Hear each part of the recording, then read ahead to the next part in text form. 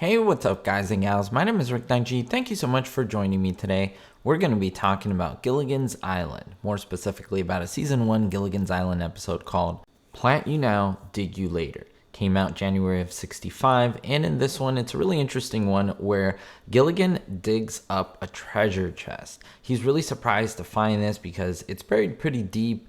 And unfortunately, Gilligan was working for Mr. Howell. So once Mr. Howell finds out, he lays claim to this quote-unquote locked treasure chest and wants to own it himself. Now, there's a disagreement of everyone on the island to decide who this treasure chest rightfully belongs to. Is it Mr. Howell, who is the boss of Gilligan, of the worker who dug it up? Or is it Gilligan who dug it up himself? And so there's this argument back and forth. Many of the castaways agree it's one or it's the other.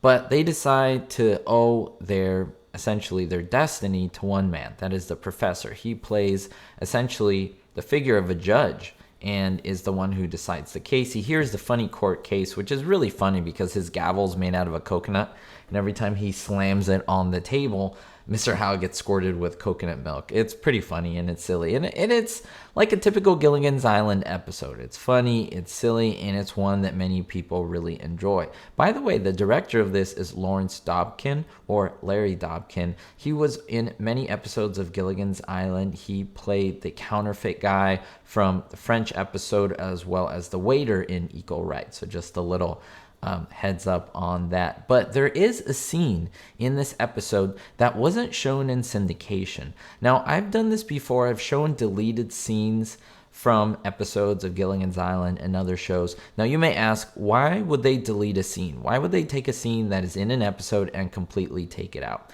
Well, usually some of these scenes are tacked on to the end of the episode where there would be a pause, basically after the climax and the ending scene, and then there would be a commercial. That's how it usually would run. After that commercial, you'd have a little bit of a tidbit and then have that final scene, which is very short, 30 seconds or so, a minute, and then following that you would have the credits and the show's over. However, because syndication is complex and many television stations treat it differently, some need more advertising, some need less, some want to preserve the episode, some don't. So depending where you are in the United States, depending on what channel you're watching it, many factors, this scene would not appear in the episode that you're watching, basically tacked on the end. In its original state, it should be at the end.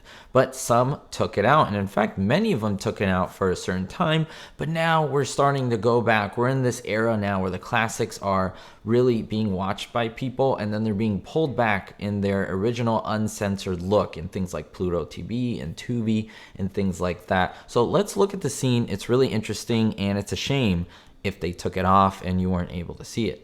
Why is this? Well, you end with Mr. Howell finding out that he bought everyone's share of the treasure, and of course he is freaking out when he finds out and it's open that they're all just cannonballs. He paid $500,000 to all the castaways to get their share of the treasure chest, and he finds out it's nothing.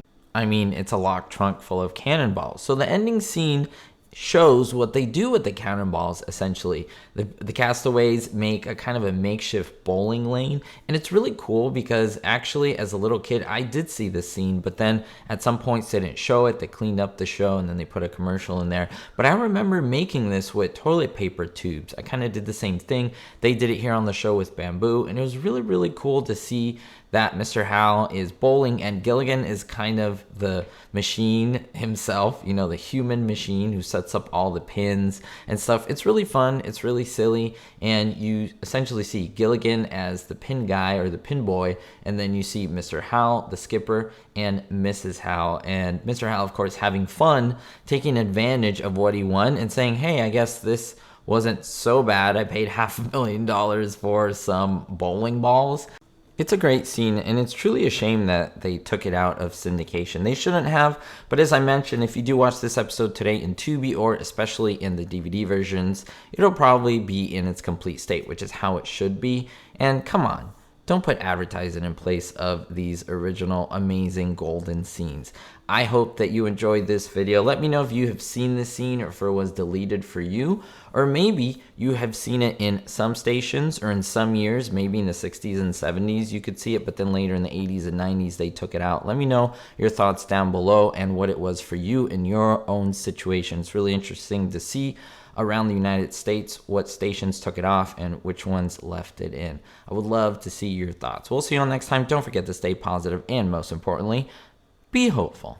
A big thanks to all my Patreon supporters, especially Vito L, Sally N, Russ C, Kev, Daniel B, Citizen Kane 359, and David D.